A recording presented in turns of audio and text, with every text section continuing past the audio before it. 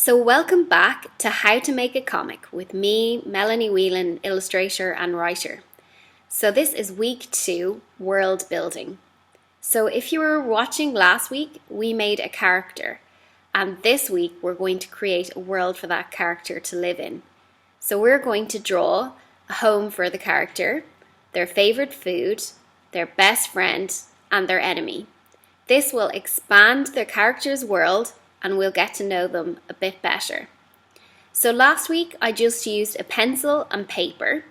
This week you just need a pencil and paper, but I'm going to expand my toolbox a bit. I've got 2 brush pens as well, which are just ink pens, but you could use any 2 markers. It's just to speed things up and add a bit of colour. So hopefully you still have your character sheet from last week. Now this is my character sheet from last week. I drew an enormous fairy who lives under the sea. I drew a front view, a back view, a side view and a quick sketch of my character swimming. Now I'm going to keep this character sheet and blue tack it up on the wall in front of me, so I'll have it as an easy reference for this week's drawing challenges.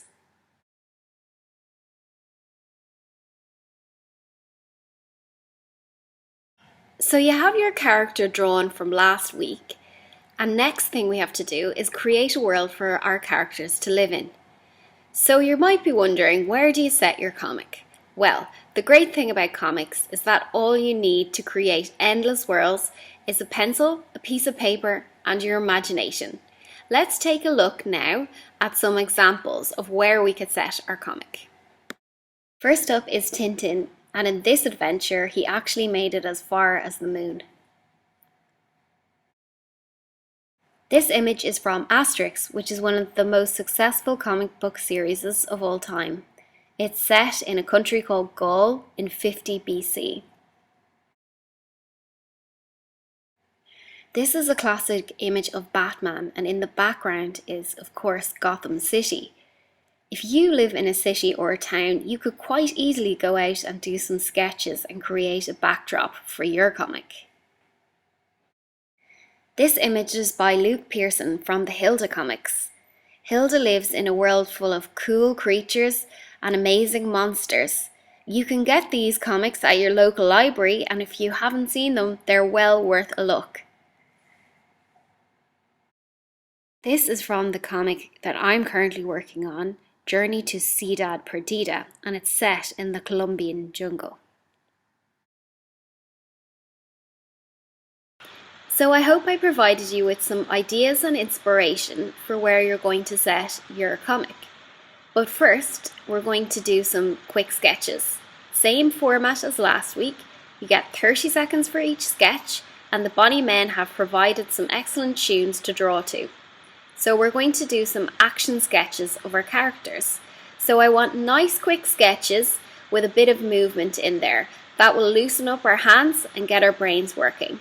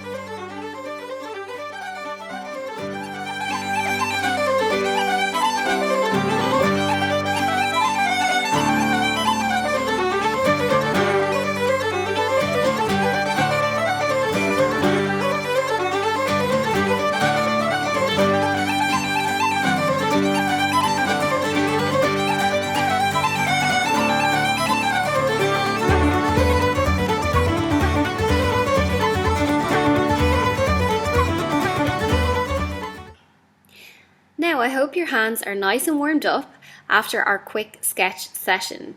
So I'm going to grab my tools, my 2 coloured markers and my pencil, and I'm going to begin our final exercise. So this is where we're going to create the world for our character. First we're going to draw his or her favourite food, then we're going to draw their home, then their best friend, and then their enemy. And that will give us a picture of the character, how he or she lives, and it'll expand their world and give us plenty to draw next week when we actually start to draw some adventures with our characters. So let's go.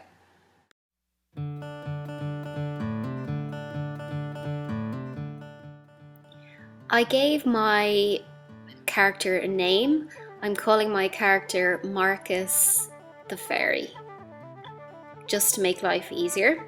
I think it suits him as well. And I think Marcus's favourite food would be jellyfish. Jellyfish that live in the deepest, darkest part of the ocean. So I'm just drawing them now, and I'm giving them some kind of weird eyes, kind of human-like eyes. And I'm going to draw their brains now in a second. And you'll notice these jellyfish not only sting you, but they also have spikes. So they have poisonous spikes that make them really deadly. But Marcus is immune to all these poisons, and he thinks they make a very tasty snack.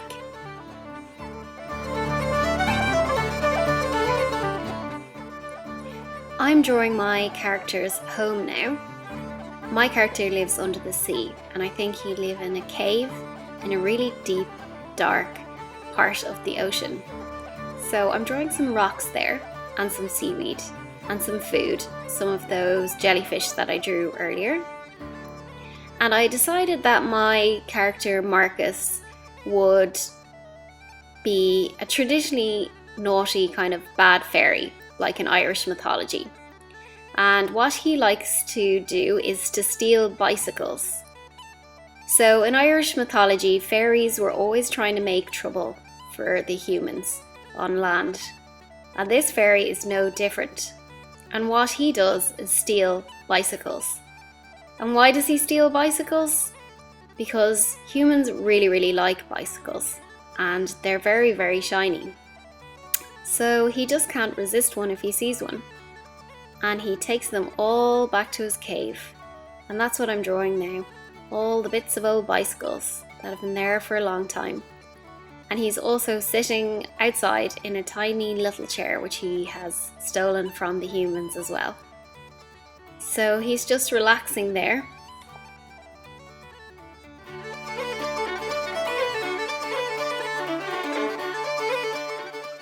So my character's best friend is a crab called Colum the Crab.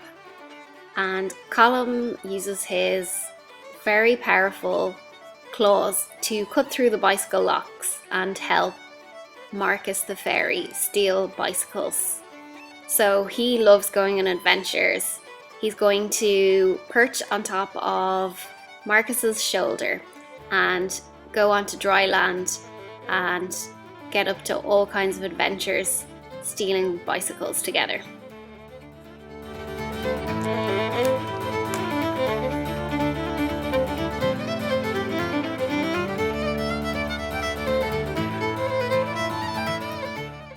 So who would the enemy of Marcus the Fairy be? Well, the Selkies. Selkies are magical creatures in Irish mythology. They can take on 2 forms, the form of a seal and the form of a human. When they take off their magical cloak, they become human, and when they wear it, they're a seal in the water. But Selkies are really creatures of the ocean. They hate being too far away from the sea for too long. But they're very good creatures, and they keep an eye on Marcus and make sure that he's not up to any mischief.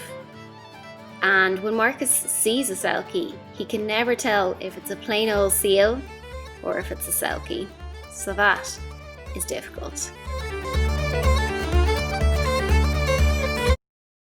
And we're all done for this week. Thanks again to the Bonnie Men for the fantastic tunes, and thank you to the Linenhall. And most of all, thank you for joining me. I hope you enjoyed creating a world for your character. You'll be well prepared next week when he or she goes for a walk and we see what they encounter. So join me next week when we'll finally start to draw some comic panels. I'll see you then.